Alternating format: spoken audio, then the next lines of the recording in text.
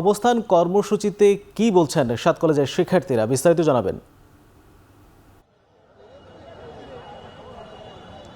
মোর্শেদ, অবস্থান কর্মসূচি একদিকে যেমন চলছে, এর পাশাপাশি এই 7 কলেজ থেকে প্রতিটি কলেজ থেকে 3 জন করে মোট 21 জন এবং তার সঙ্গে আরও জন আহত শিক্ষার্থী যারা বিগত দিনে এই ঢাকা বি বা ঢাকা কেন্দ্রীয় বিশ্ববিদ্যালয়ে বাস্তবায়ন করতে আহত হয়েছেন।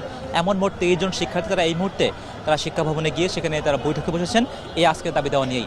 এবং তারা আজকে খুবই সোজাসাপটা বলছেন যে তার দাবি দেওয়া আজকে একটি দাবিতে গিয়ে ঠেকেছে। সেই দাবিটি হলো, যেহেতু অনেক দফা আন্দোলন করে তার একটি পর্যায়ে এসেছে এবং ঢাকা কেন্দ্রীয় বিশ্ববিদ্যালয় বা ইংরেজিতে ঢাকা সেন্ট্রাল ইউনিভার্সিটি সেটি আসলে পাশ হয়েছে ইউজিসি থেকে, কিন্তু আইন আকারে সেটি যাদের পাশ করা হয় সেই দাবিটি তাদের একমাত্র দাবি।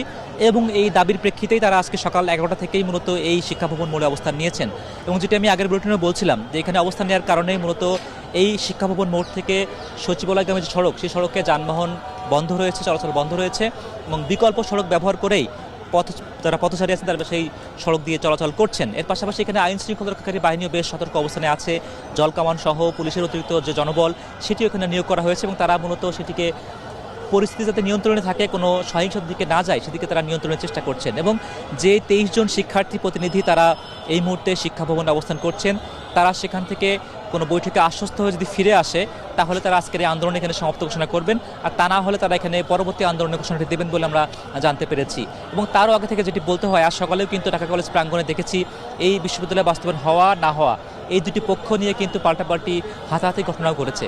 কাজেই এখানে যারা আন্দোলন করছেন তারা বলছেন এটি আরও বেশি বিলম্ব করলে তাদের যে চাওয়া দীর্ঘদিনের যে ঢাকা কেন্দ্রীয় বিশ্ববিদ্যালয় বা ঢাকা সেন্ট্রাল ইউনিভার্সিটি সেটি বাস্তবায়ন করাটা আরও বেশি দুরূহ হয়ে উঠবে, আরও বেশি অসম্ভব হয়ে উঠবে। কাজেই সেগুলো মাথায় নিয়ে তারা বলছেন অতি দ্রুত এটিকে আইনে বাস্তবায়ন করতে হবে।